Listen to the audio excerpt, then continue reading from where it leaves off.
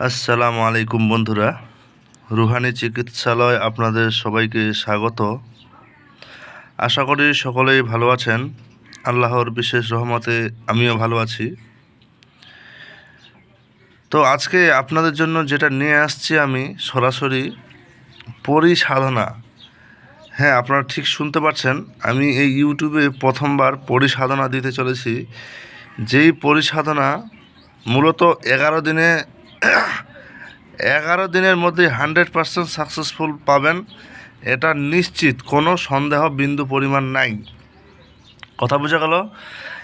এবার এই 11 দিনের সাধনায় কি করতে হবে, কিভাবে করতে হবে, আর কে বা করতে পারবে, আর যদি আপনার ব্যতিক্রম সাধনা মিস হয়ে যায় তখন কি করবেন, এই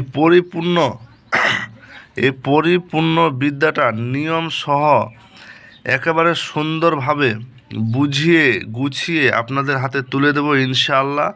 কিন্তু একটাই জিনিস, ভিডিওটা প্রথম থেকে যদি শেষ পর্যন্ত না দেখেন তাহলে আপনার জন্য এই পরিসাধনার প্রত্যেকটা স্টেপ মিস্টেক হয়ে যেতে পারে, যার ফলে আপনি হতে পারেন ব্যর্থ। কথা বুঝতে পারলেন? আমি যা কথা বলি একদম ক্লিয়ার কাট কথা বলি। আর আজকের যে পরিসাধনাটা, এই পরীর নাম হবে আলমা পরী। আমি কিন্তু বলে দিচ্ছি, পরীটার নাম হচ্ছে আলমা পরী। তবে একটা জিনিস আপনাদের বলে দেই, এই সাধনা কেউ আমাকে ব্যক্তিগতভাবে জিজ্ঞাসা করবেন না যে আমি করেছি কি না।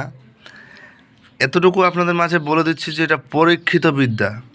আপনাদের কোনো আমি ভাওতাবাজি বিদ্যা দিতে আসিনি।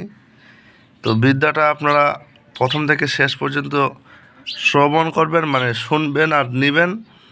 আমি মূলত ওই যে সামনে যে ছবি দেখাচ্ছি কিনা, এগুলা মূলত সেতারার পরি। এগুলা মূলত একটা কিতাবের নাম কি জানি না আমি, মূলত এগুলো সেতারার উপর ভিত্তি করে এটা কিন্তু ওই ছবি ইয়েটা দেওয়া আছে। যদিও আমি এই সেতারাগুলোর বিষয়ে আমি পরে আলোচনা করব। তো আমি মূলত আপনাদের মাঝে ওই সাধনাটা দিতে আসছি। তো চলুন কথা না বাড়িয়ে আপনাদের মাঝে সেই সাধনাটা পেশ করি। ভিডিওটা অবশ্যই যদি ভালো লাগে আপনারা একটা লাইক, একটা কমেন্ট আর সাবস্ক্রাইব তো আপনাকে করতেই হবে। যদি সাবস্ক্রাইব না করেন, মনে করেন যে আপনি একটা বিশাল বড় একটা মিস্টেক করে দিলেন, এই জিনিসটা আমি মনে করব। তো চলুন শুরু করা যাক কথা না বাড়িয়ে। আর আজকে আপনাদের জন্য খুবই রোমাঞ্চক হতে চলেছে ভিডিওটা। আগেই নকশাটা দেখে নিন ভাই, বন্ধু, ব্রাদার। এটা আপনারা এইভাবেই অঙ্কন করে নেবেন। কেউ যদি আমাকে বলেন যে এটা কি কোনো কথা হলো যে এটা অঙ্কন করতে হবে, এটা কিন্তু সেতারার নকশা। কথা বোঝা গেল? এটা আত্রাত সেতারার নকশা। এই নকশাটা অন্যান্য সেতারার সঙ্গে মিলে। তবে এটা কেন বলছি এখন বুঝতে পারবেন। এই নকশাটা লিখবেন, লিখে মিডিলে আপনার নিজের নাম লিখবেন। এই যে বুজুর্গ যে ব্যক্তিটা, এই ব্যক্তিটা, এর নিচে আপনার নাম লিখবেন যে অমুক অমুক, মানে আপনার নিজের নাম, যে অমুকের পুত্র অমুক আমি, ব্রেকেটে লিখে দেবেন। তারপরে এখানে আর এখানে লিখে দেবেন যে আলমা পরী। কথা বোঝা গেল? তো এই হচ্ছে আলমা পরী, লেখা হয়ে গেল। এবার এটা আপনাকে সুন্দরভাবে আপনার আসনের সামনে রাখতে হবে। কথা বোঝা গেল? এবার চলুন বিষয়টা এবার বলি, শুনেন। প্রথমত আপনাকে আসন বিষয়টা বুঝে নিতে হবে। কিভাবে? গোলাপ জল 1 বোতল, মানে 250 ml হলেও হবে। গোলাপ জল, গোলাপ আতর, সাদা পাঞ্জাবি, সাদা জালিদার টুপি, আর মানে বৈঠকের জন্য একটা জায়নামাজ। হতে পারে সাদা, হতে পারে লাল, হতে পারে সবুজ। কথা বুঝে গেল? কোনো কালো রঙেরটা নেবেন না, এটা আপনাদের কাছে আমার রিকোয়েস্ট। কি বুঝা গেল তাইলে? এই নকশা লিখলেন, নকশার নিচে এই যে আপনার নাম লিখলেন। বুঝতে পারছেন? এই যে আমি একটু জুম করে দিই। হ্যাঁ, নকশাটা বুঝতে আপনাদের অসুবিধা হয়নি আশা করি।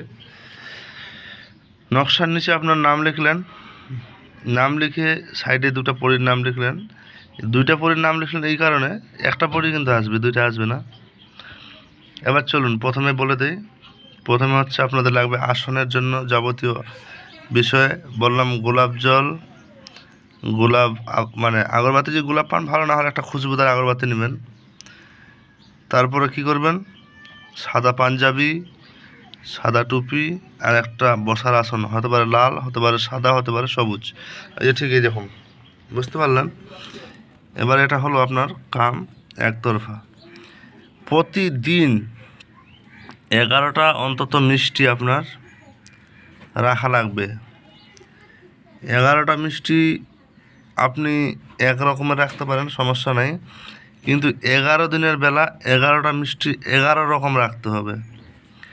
কথা বুঝে নেন। প্রথম মানে এটা মনে করেন যে 11 দিনের সাধারণত মনে করেন যে 110টা আপনার মিষ্টি খরচ হবে। তার মধ্যে 10 দিনে 11 10 110টা মিষ্টি খরচ হলো, আর 11 দিনের বেলা 11টা আলাদা আলাদা টাইপের মিষ্টি আপনাকে নিতে হবে। বুঝে গেল? একসঙ্গে রাখবেন, এটা প্রথম স্টেপ। এবার সাধনা করলেন কখন? রাত্রি 11টার পর। রাত 11টার পর বসবেন পশ্চিমমুখী হয়ে। আমি আবারও শান্তি এবং সুস্পষ্ট মস্তিষ্কে মানে ভাষায় বলছি, রাত 11টার পর পশ্চিমমুখী হয়ে বসবেন। বাবজু মানে হচ্ছে অজু করে। কথা বুঝে গেল? একাকী ঘর লাগবে, যে ঘরে আমল চলাকালীন সময় অন্তত কেউ যাবে না, আর আপনি ছাড়া যদি ঘরে যদি না যায়, এরকম হলে আরও ভালো হয়। কি বুঝে গেল? আমি ক্লিয়ার করে দিচ্ছি কিন্তু কথাগুলো, পরে আমাকে কেউ প্রশ্ন করবেন না। এবার চলুন আপনাদের পড়ার যে মূল মন্ত্রটা, সেই মন্ত্রটা আপনাদের পড়তে হবে প্রতিদিন। কতবার পড়তে হবে আর কি মন্ত্র পড়তে হবে এটা আমি বলছি, খুবই ছোট্ট মন্ত্র। তো আপনাদের সঙ্গে রাখতে হবে কয়টা? 11টা গোলাপ ফুল। আমি বলে দিচ্ছি, প্রথম দিন 3টা রাখবেন, তারপরের দিনও 3টা রাখবেন। এখন এই 3টা করে গোলাপ ফুল রাখবেন, আর 11 দিনের বেলা 11টা গোলাপ ফুল দিয়ে একটা মালা তৈরি করে নিয়ে আসবেন। এই মালা আপনার সামনে যখন পড়ে আসবে, তখন আপনাকে বলবে কি, মানে আপনি তাকে মালাটা দিবেন, সে আপনার মালাটা নিয়ে ধারণ করলে মানে সে নিবে, সে তখন থেকে আপনার মানে এক কথা বশ হয়ে যাবে, ঠিক আছে? বা আপনার সঙ্গে সে বন্ধুত্ব হয়ে যাবে। পরীর রূপ বিচক্ষণ হয়, ভুল করেও তাকে কাম দৃষ্টিতে দেখবেন না, না হলে আপনার ইহকাল পরকাল দুটাই নষ্ট করে দিবে। তাকে মা কিংবা বোন এই দুইটা সম্বন্ধ করে ডাকবেন, যে তুমি আমার মায়ের সমতুল্য কিংবা তুমি আমার বোন। কথা বুঝে গেল? এর বাইরে যদি আপনি কখনো কাম দৃষ্টিতে করেন, তাইলে কিন্তু আপনারা ভাই বিপদের মুখে পড়বেন, আমাকে তখন পড়ে বললে চলবে না। এতদূর পর্যন্ত গেল। এবার যেই মন্ত্রটা পড়তে হবে সেটা বলছি, শুনুন। বিসমিল্লাহির রহমানির রহিম। মন্ত্রটা শুনেন, বিসমিল্লাহির রহমানির রহিম। ইয়া বুদু।